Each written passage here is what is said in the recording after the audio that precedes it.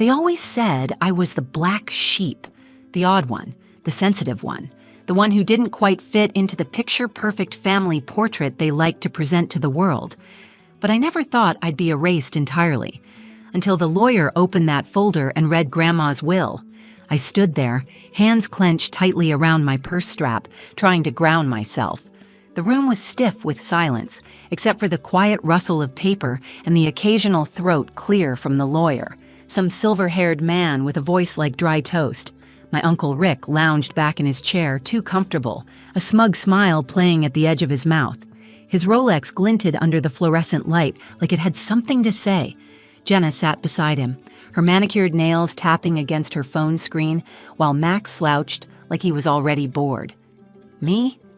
I was the last to sit, barely on the edge of the chair, trying not to show how much my legs were trembling. Then the words came. To my beloved son, Richard Morrison, I leave the house and the estate property located on... My breath hitched. To my grandchildren, Jenna and Max, I leave my savings account and all valuable possessions contained therein. Nothing. Not a single word about me. It felt like someone had opened a trapdoor beneath me. I blinked rapidly, trying to make sense of it.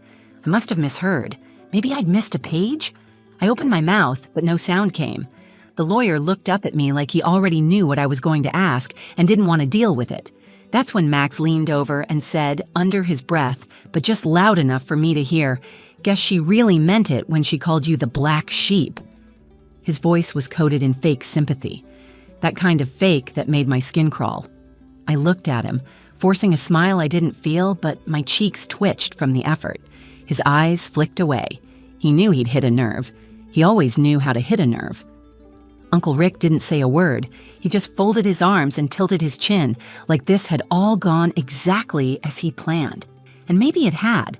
My heart was pounding, but I stayed quiet. What could I say? That there had to be some mistake? That Grandma Ruth would never leave me out like this? That she loved me? But what proof did I have? I could almost hear her voice, soft and warm, the way she used to whisper, "You're my heart, Emmy," when she tucked me in. That quilt she wrapped me in on stormy nights. Her hands gnarled with arthritis, brushing my hair back when I cried. All of it felt so real, and now it felt like a lie. I waited, hoping the lawyer would say more. A letter, a note, something, anything. But the folder closed with a dull snap, and that was it. It was over. "Thank you for coming," he said, already reaching for his next file. The others stood. Laughter, a clap on the back from Rick to Max. "Guess we'll be needing a U-Haul," Jenna said, flipping her hair. I walked out without a word, not because I was okay, but because if I opened my mouth, I was afraid I wouldn't stop screaming. Back at my motel room, I dropped my keys on the chipped dresser, sat on the edge of the bed, and just stared at the quilt Grandma had left me.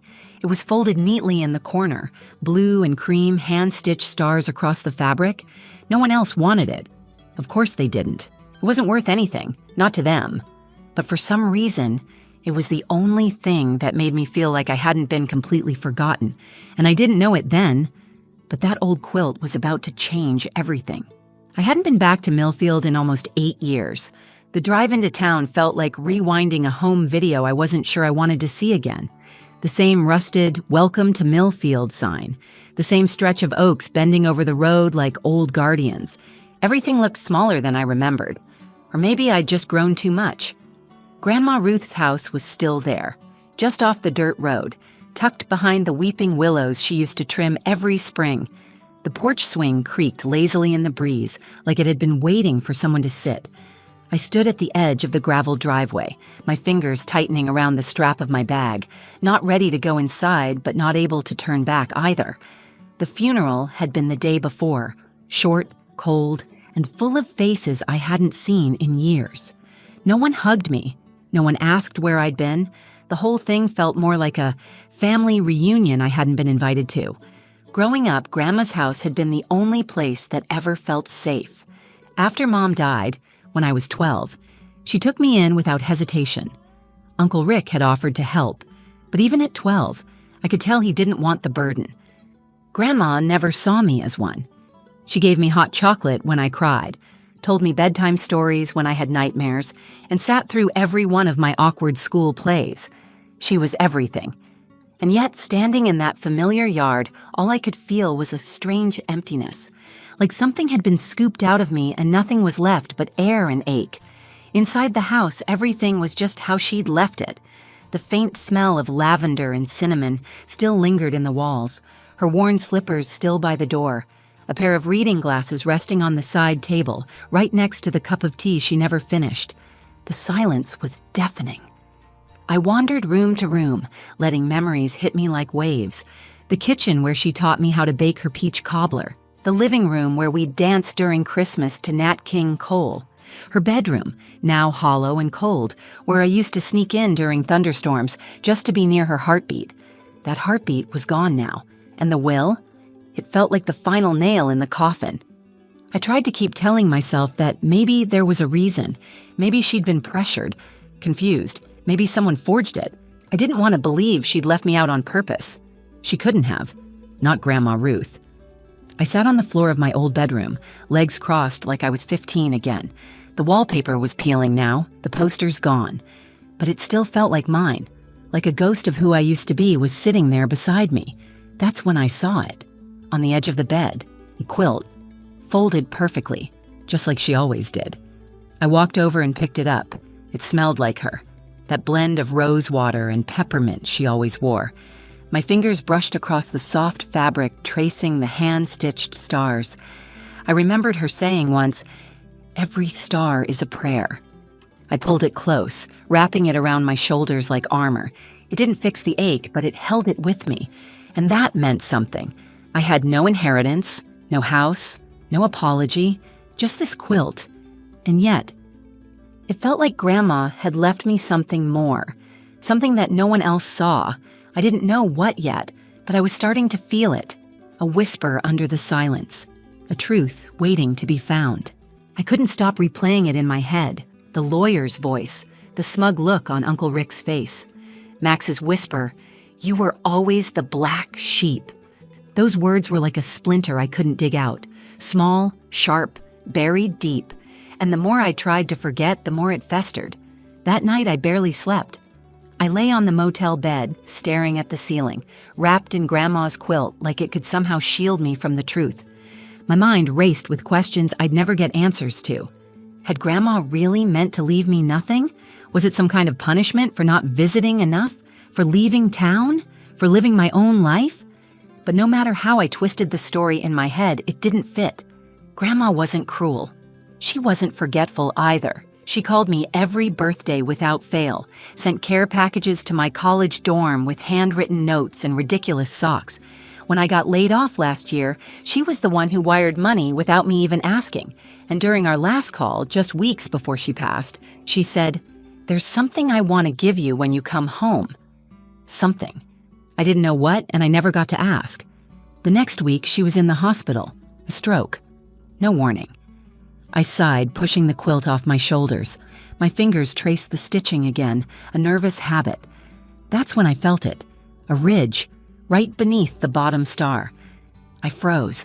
It didn't feel like a lump in the fabric. It felt flat, folded, like paper. Heart pounding, I turned on the lamp and laid the quilt out on the bed. My fingers moved with urgency now, searching.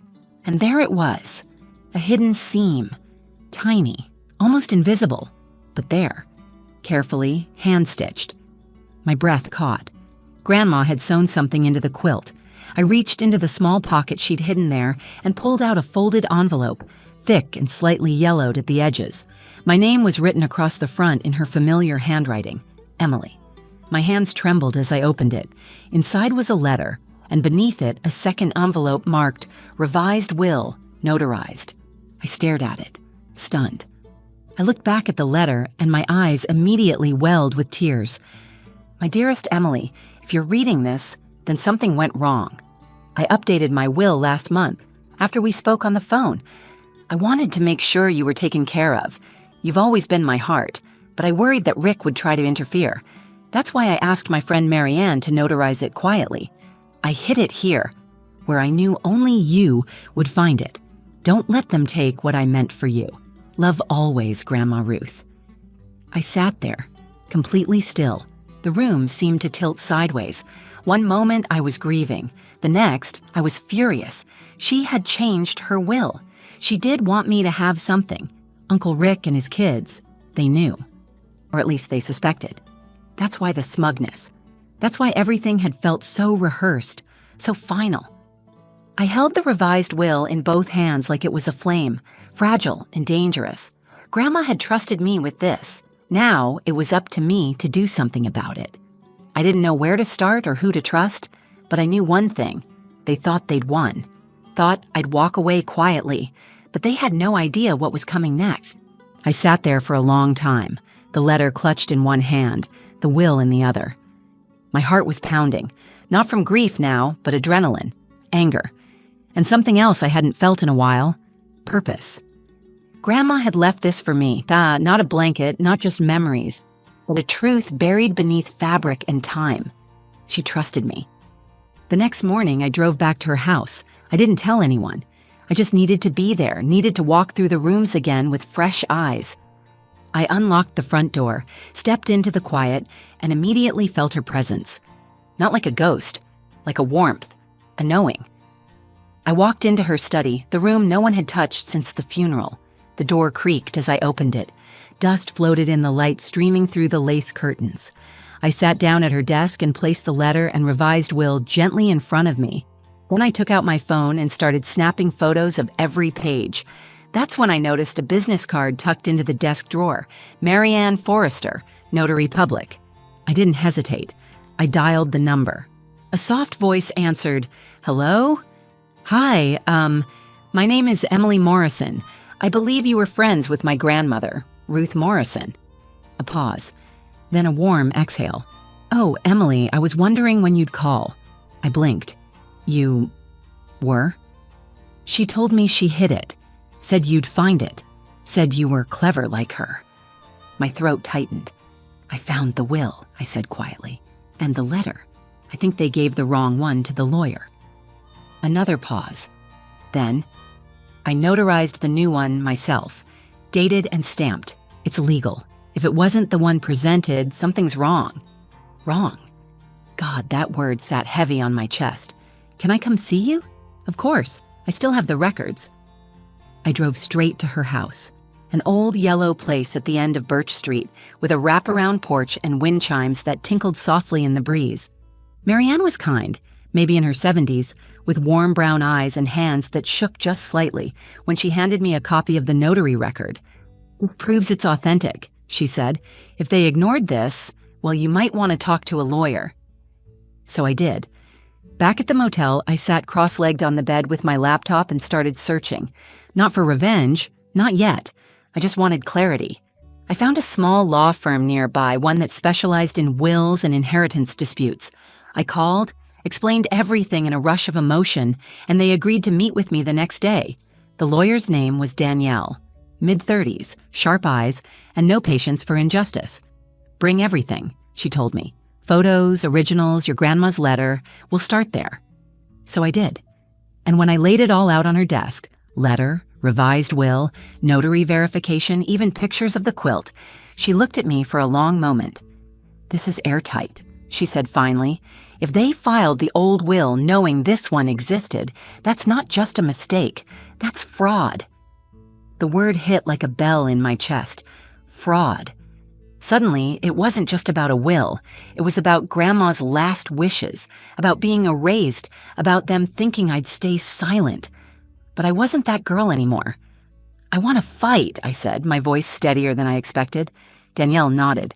"Then let's make sure they never forget what Grandma left behind." And just like that, the game changed. The courthouse was smaller than I expected.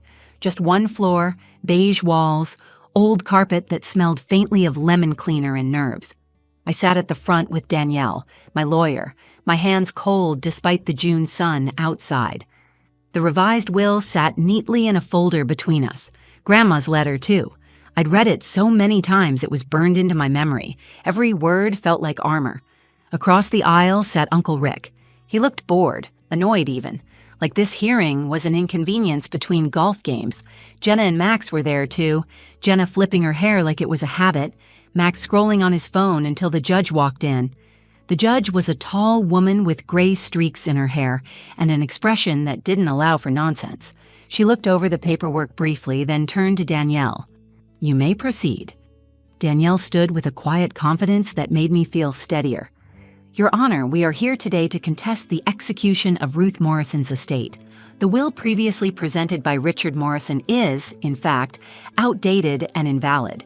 We are submitting a notarized, legally binding revised will dated 3 weeks after the initial one, with clear evidence of intent and witness." She handed the judge a copy. Rick leaned forward in his seat, his expression tightening. The judge raised an eyebrow. "This is notarized?" "Yes, Your Honor. We have testimony from the notary as well as the original letter Miss Morrison found, written by the deceased and hidden deliberately for safekeeping." Danielle passed her a copy of Grandma's letter. I watched the judge's eyes move across the page, slowly. Then Rick stood. "That letter could have been faked," he said, his voice controlled but shaky beneath the surface. "My mother was ill, confused. My family, we took care of her. Emily hasn't been around for years." That last line hit me in the gut, but I didn't flinch. Danielle spoke up. "Ruth Morrison was of sound mind at the time of the revision. The notary confirms this and has logs to prove her cognitive state was intact. Furthermore, we believe Mr. Morrison knowingly withheld the updated will." The courtroom went quiet. I glanced at Rick. His eyes darted away, but not before I saw it, that flicker of guilt. The judge cleared her throat. "I've seen enough." She looked directly at me.